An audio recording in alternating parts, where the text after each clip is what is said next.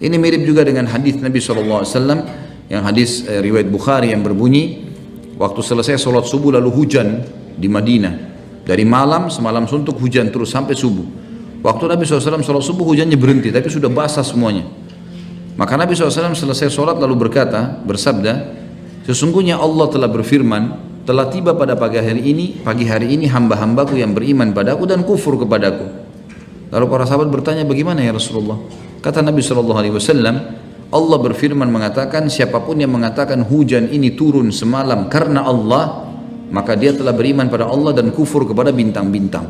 Dan siapa yang mengatakan hujan ini terjadi semalam karena bintang ini dan bintang itu, dia telah beriman pada bintang dan kufur kepada Allah.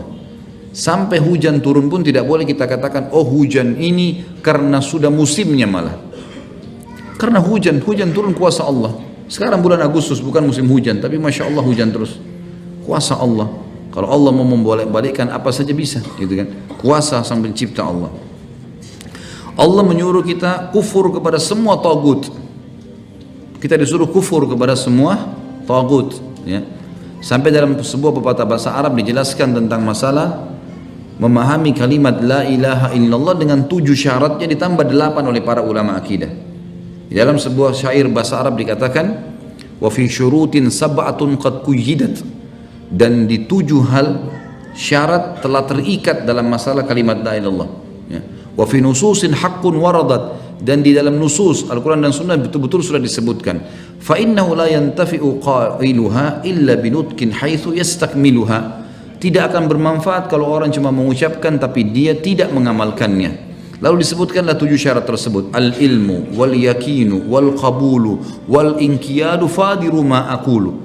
Jadi ilmu, harus yakin, punya ilmu bahwasanya Allah memang tidak ada Tuhan selain dia. Harus itu, ilmu, dengan cara belajar, ya. Dalam ayat dikatakan fa'lam annahu la ilaha illallah.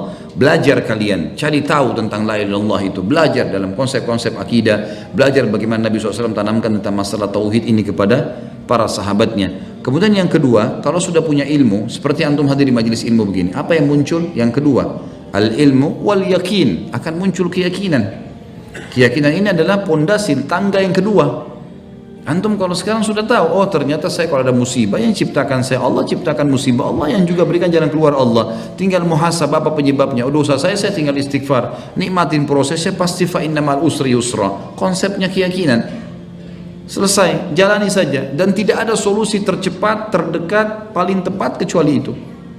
Al-ilmu wal yakin wal qabul. Kemudian qabul, menerima semua apa yang Allah sudah takdirkan.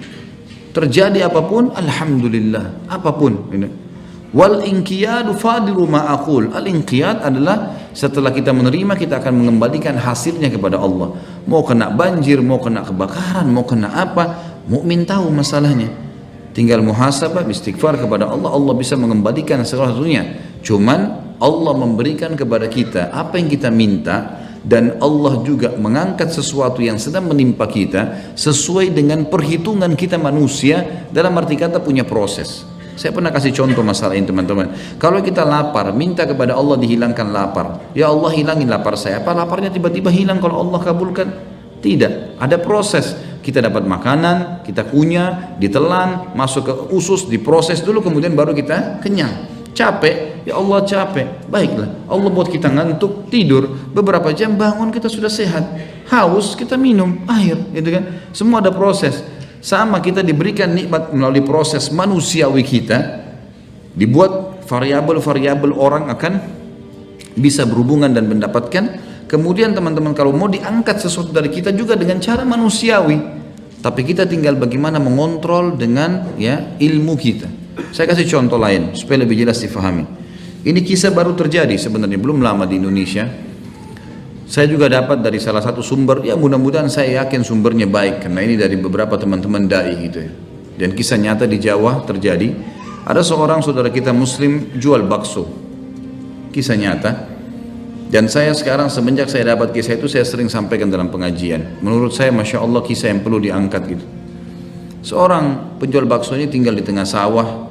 Kemudian dia setiap hari keluar ngangkat baksonya, lewatin sawah-sawah sampai dapat di jalan raya desa, kemudian tunggu mobil angkot. Yang mobil angkot ini mungkin cuma lewat sekali dalam sehari, kemudian naik pergi ke desa, kemudian setelah menjual baru dia kembali lagi ke rumahnya. Setiap hari dia selalu berdoa sama Allah agar dimudahkan dan diberkahi, dan Allah kabulkan, dikasih terus. Karena dekatnya sama Allah, Allah berkahi. Satu waktu dia keluar pagi, begitu dia lewat di sawah, jatuh, baksonya semua tumpah, kotor. Mobil yang lewat tidak bisa nunggu lama, pergi. Lalu dia menggerutu, kenapa ya Allah, hari ini lalu saya mau beri makan apa keluarga saya. Kita bayangkan kalau di posisi orang ini memang sudah buat dagangan, sudah rapi, tinggal dijual, terus kemudian jatuh, tumpah. Dengan hikmah Allah jatuh begitu saja. Maka dia sempat gerutu, lalu dia pulang ke rumahnya, dia ceritakan sama istrinya masalah ini. Kemudian istrinya pun bilang sabarlah, ya, sabarlah. Ternyata 2 jam kemudian setelah itu dia sudah tidak bisa pergi. Tetangganya datang dan mengatakan, hai fulan, kau tidak jadi pergi naik mobil. Dia bilang iya, tidak jadi. Ceritanya begini tadi, dia bilang kau mestinya bersyukur sama Allah, karena mobil tadi yang kau mau naikin itu, baru saya dapat berita jatuh di jurang, semuanya mati. Satu mobil semuanya mati, dari supir sampai semua penumpangnya. Yang tadinya dia gerutu, sekarang dia bilang alhamdulillah. Tinggal sekarang baksonya yang rusak.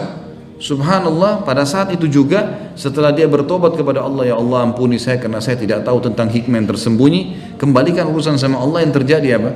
Ada peternak bebek yang datang. Peternak bebek ini teman-teman sekalian, memang dia dengar di situ ada penjual bakso dan dia butuh bakso bukan yang baru, bukan untuk manusia, bakso yang sudah jatuh rusak, dikasih bebeknya, dibeli semua bakso itu.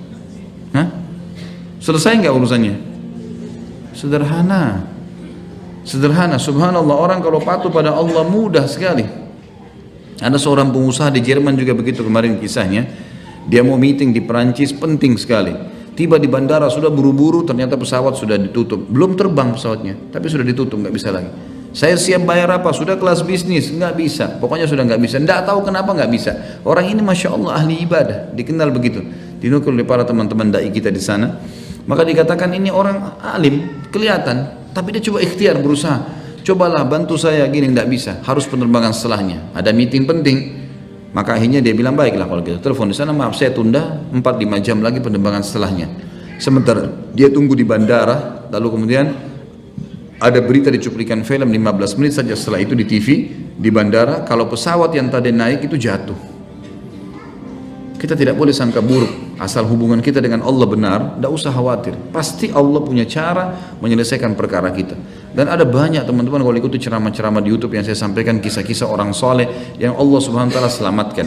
Dan pelajaran kita ambil dari orang yang terdahulu teman-teman, yang sudah berlalu, dari orang-orang soleh yang sudah meninggal, itu ibrah dan pelajaran. Bukan diambil dari orang yang masih hidup yang akhirnya masih bisa dia melakukan kesalahan-kesalahan. Ini pelajaran-pelajaran yang harus kita hubungkan dengan bagaimana kalau seseorang menjalin hubungannya dengan Sang Pencipta dan mengesahkan itu.